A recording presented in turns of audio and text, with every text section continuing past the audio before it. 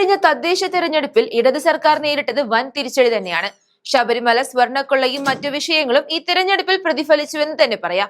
ഇപ്പോഴിതാ തെരഞ്ഞെടുപ്പിലെ തോൽവിയെ തുടർന്ന് LDF മുന്നണിയിൽ കടുത്ത ഭിന്നത വന്നിരിക്കുകയാണ്.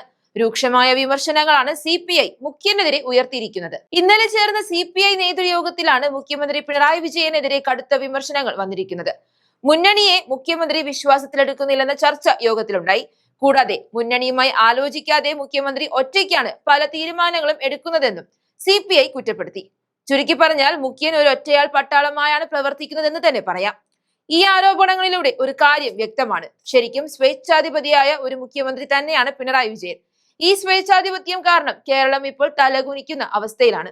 കഴിഞ്ഞ 10 വർഷങ്ങളിൽ നിരവധി ഭരണവീഴ്ചകൾ ഇതുമൂലം ഉണ്ടായിട്ടുണ്ട്. അതിനുദാഹരണമാണ് PM ശ്രീയും മറ്റു പല വിഷയങ്ങളും. CPI യോഗത്തിൽ PM ശ്രീയും വെള്ളാപ്പള്ളി നടേശന്റെ സമുദായ വിരുദ്ധ നിലപാടും മുസ്ലിം ന്യൂനപക്ഷത്തെ LDF-ൽ നിന്ന് അകറ്റിയതും വിലയിരുത്തലുകളുണ്ട്. ഒരു മുഖ്യമന്ത്രി എന്ന നിലയിൽ ഒരിക്കലും ചെയ്യാൻ പാടില്ലാത്ത കാര്യമാണ് നമ്മുടെ പിണറായി വിജയൻ ചെയ്തുകൊണ്ടേയിരിക്കുന്നത്. സർക്കാരിന്റെ പ്രവർത്തനങ്ങൾ യോഗങ്ങളിൽ രൂക്ഷ വിമർശനത്തിന് വിധേയമായി. കൂടാതെ മുൻഗണനാക്രമത്തിൽ മാറ്റം വേണമെന്ന് CPI നേരത്തെ ആവശ്യപ്പെട്ടെങ്കിലും അത് ഗൗരവത്തിലെടുത്തില്ല.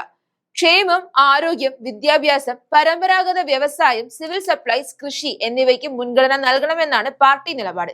എന്നാൽ അതൊന്നും ചെയ്തില്ല എന്നും CPI ആരോപിച്ചു. LDF കോട്ടയായിരുന്നു കണ്ണൂരും കൊല്ലവും. എന്നാൽ അവിടെ പോലും LDF-ന് വിജയിക്കാൻ സാധിച്ചില്ല. വളരെ ദയനീയമായാണ് അവിടെ പരാജയപ്പെട്ടത്.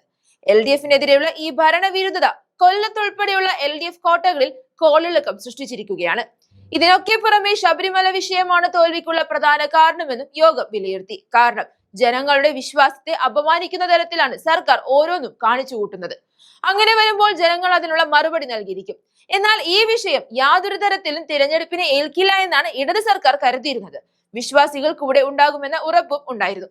പക്ഷെ വിശ്വാസികൾ കൈവിട്ടു.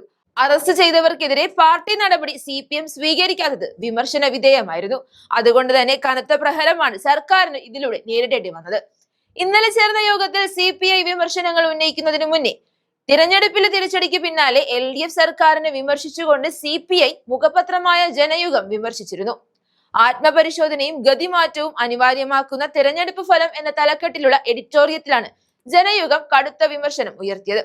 കഴിഞ്ഞ ഒരു ദശാബ്ദത്തോളമായി കേരളത്തിൽ അധികാരത്തിലിരിക്കുന്ന ഇടതുപക്ഷ ജനാധിപത്യ മുന്നണിയെ സംബന്ധിച്ചിടത്തോളം കണക്കുകൂട്ടലുകൾക്ക് വിരുദ്ധവും കനത്ത രാഷ്ട്രീയ വെല്ലുവിളി ഉയർത്തുന്നതുമാണ് ഈ തിരഞ്ഞെടുപ്പ് ഫലമെന്നും ജനയുഗം ആരോപിച്ചു. ശബരിമല വിഷയത്തിൽ CPM-ന് വീഴ്ച പറ്റിയെന്ന പരോക്ഷ സൂചനയും മുഖപ്രസംഗത്തിലുണ്ട്. മതങ്ങൾക്കും ആരാധനാലയങ്ങൾക്കും ജനജീവിതത്തിൽ പ്രാമുഖ്യമുള്ള സമൂഹത്തിൽ അവയുടെ നിയന്ത്രണാധികാരത്തിനായി നിയോഗിക്കപ്പെടുന്നവർ സംശുദ്ധവും സുതാര്യവുമായ ഉത്തരവാദിത്വം നിറവേറ്റുന്നതിൽ പരാജയപ്പെട്ടാൽ അതിന് മറുപടി നൽകാൻ രാഷ്ട്രീയ നേതൃത്വം കടപ്പെട്ടിരിക്കുന്നുവെന്നും ഈ തെരഞ്ഞെടുപ്പ് ഫലം വ്യക്തമാക്കുന്നുവെന്നാണ് ജനയുഗത്തിന്റെ വിമർശനം.